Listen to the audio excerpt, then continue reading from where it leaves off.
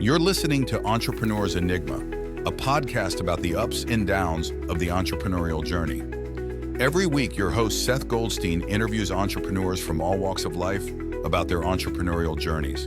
From store owners to Fortune 500 CEOs, we all have stories to tell. So sit back and join us for the next 20 or so minutes while we explore the entrepreneurial world.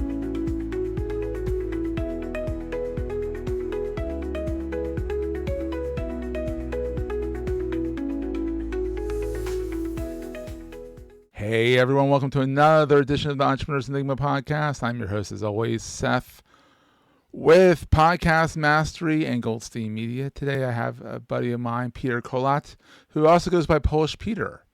Because guess what? He's Italian. No, he's Polish. He's Polish. And he owns it, he loves it, and he loves his identity. And so he goes by Polish Peter. Because apparently people still get Kolat wrong. K-O-L-A-T wrong. It is probably one of the easiest Polish names I've ever read. And people still, I guess, because they think it's Polish, they think it's pronounced some weird way. Keep in mind, a lot of Polish names are pronounced differently than they look. So yeah, you are blessed by having it shortened at some point. So Peter is the author of the Authentic Rebirth, helps entrepreneurs and coaches grow their businesses by aligning with their authentic purpose. His journey as an immigrant and a transformation coach gives audiences practical tools to overcome limiting beliefs, build confidence, and scale with clarity and values. So, welcome, buddy. How have you been? It's been Great. a while. We've been playing hopscotch with this thing, back and forth trying to get this thing scheduled, but we finally got it scheduled, so that's good. So, how did this all get started? When did you come to the States? Because you do have a little bit of an accent, so it was after 10. Yes, it was after 10. I was 14 when I came here. Yeah. So that's where the accent is coming from, yeah. It's not that bad. I know a lot of people come later to the States from wherever, and it's like, oh my gosh, where are you from? You're just subtle, which is good. So. Yeah, well, I appreciate it, yeah. I mean, we actually, when we do events around the country, we have this little running joke that if people don't understand me, the transcripts are on the back table. So some people go and look at the honestly, back table. I should do the same thing because I'm a fast-talking Philadelphian. And a lot of times people are like, what did you just say? There's no spaces between your words. And I'm like, yeah, but I just talk fast. And they're like, can we get a transcript of what you just said? I'm like, yeah, back table. I love it, man. Yeah, so, we actually, I mean, when I was learning English, that was one of my big issues because a lot of, like English will sound like just one big word. So especially when people talk really? fast. So, yeah. I didn't know that. I know German, German is one big long word. Yeah. German's like, one word is a whole sentence. But it's also the size of a sentence. I think some of the German words are like 15 characters long, and it means like 5 different things. It's like, it's impossible language to understand. So English also has a lot of idioms and colloquialisms. It's a weird language, So even for someone who's born into the English language, I still stumble from time to time. I'm like, should have went? Should have gone? Which one is it? I don't know. So. I hear you, man. Yeah, I've learned that language, and it was interesting. I'm still learning it. I don't think you can ever finish learning that language. No, because honestly, it changes. Every generation adds their own words to it. And now I can't even understand my alpha generation kid, my 12-year-old. I can't understand half the things he says. It's English, supposedly, but I'm like, I don't know. Anyhow, Peter, how did you get started? So you came over here when you were 14. Mm-hmm. And did you always want to be an author and a coach, or like what's the journey there? No, I mean that was not even on my radar for when I came here and I went to high school, and because of when I was growing up, I grew up with my uncle, and he built his entire house himself, all the furniture and everything. So I was sitting in his workshops all the time. So because of him, I ended up going into architecture. Ooh. And I was an architect for many years here in the States until about 2008. I don't know if you know anything about 2008, what happened back then. Oh, yeah. I started my business in 2008. The best time to start your own business because no one else is going to hire you. So So that's when the architecture dried up. And a lot of things dried up. Yeah. What's that? A lot of things dried up in 2008. Yeah. So shortly thereafter, I mean, I started actually about 2007. I started my own business because I saw, how things were kind of happening in this country and what's Hmm. going on here and in my own industry. And so I started the business and rolled it up. And in 2011, I unfortunately got divorced.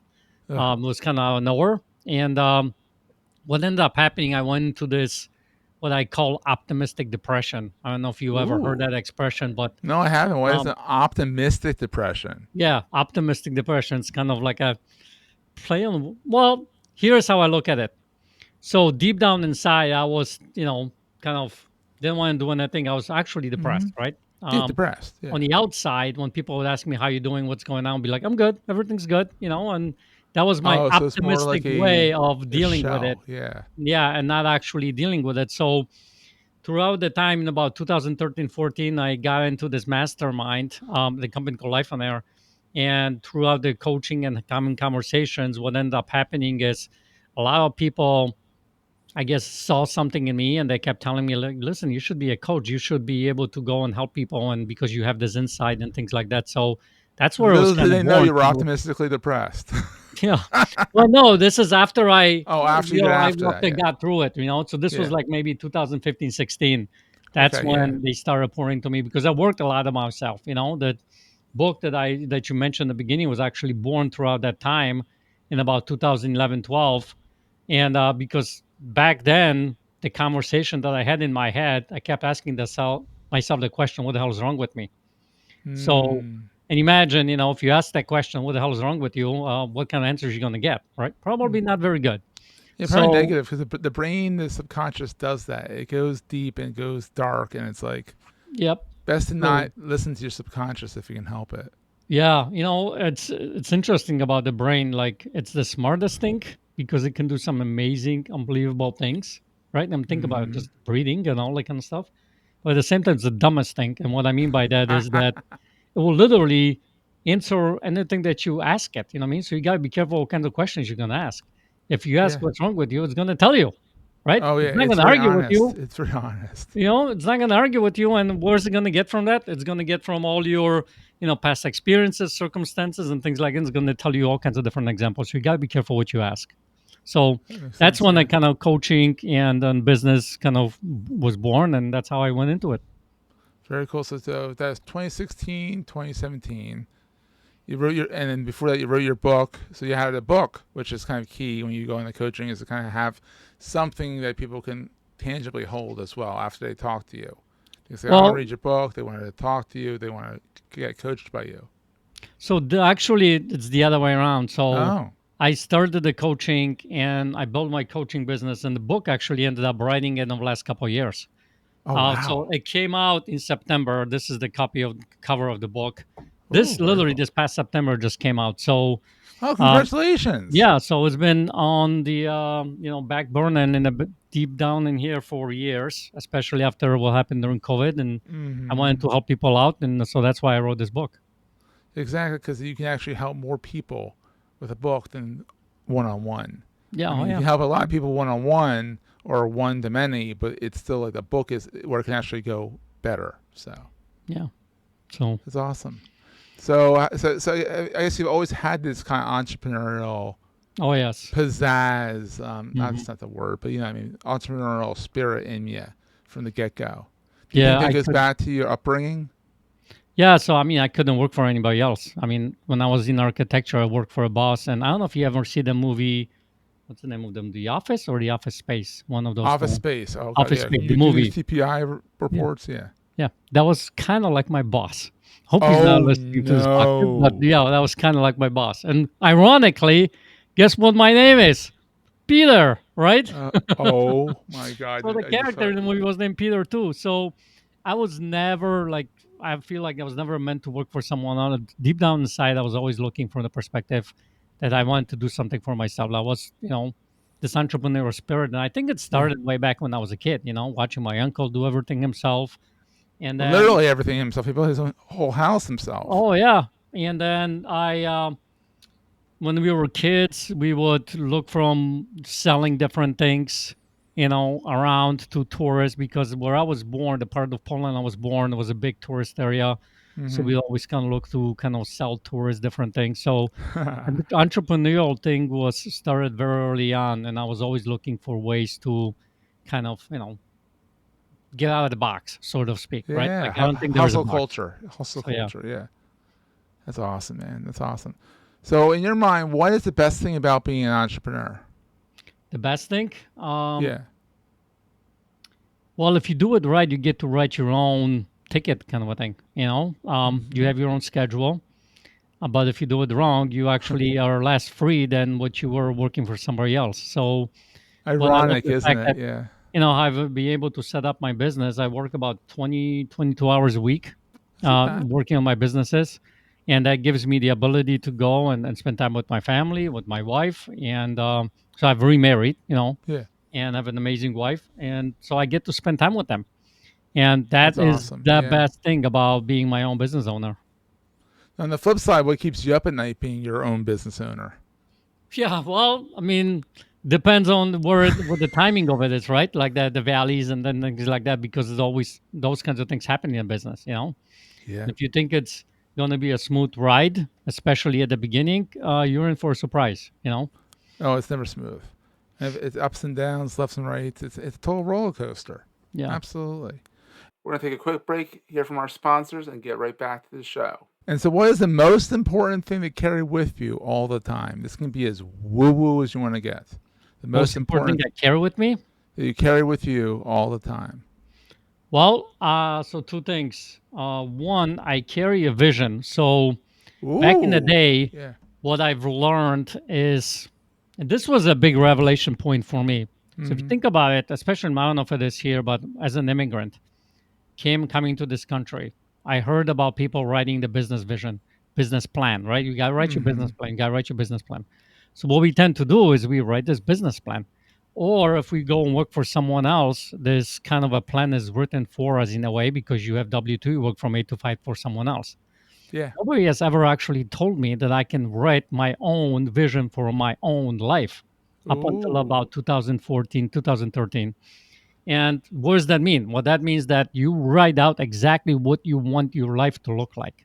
Everything from your relationships, from what your wants, needs, your, like, if you have any regrets, your health, all those kinds of things about your life. Like create a perfect picture of what you want your life to look like and put it in a present tense and put it in a way that is, like empowering. Does it move? Does it touch? Does it inspire you?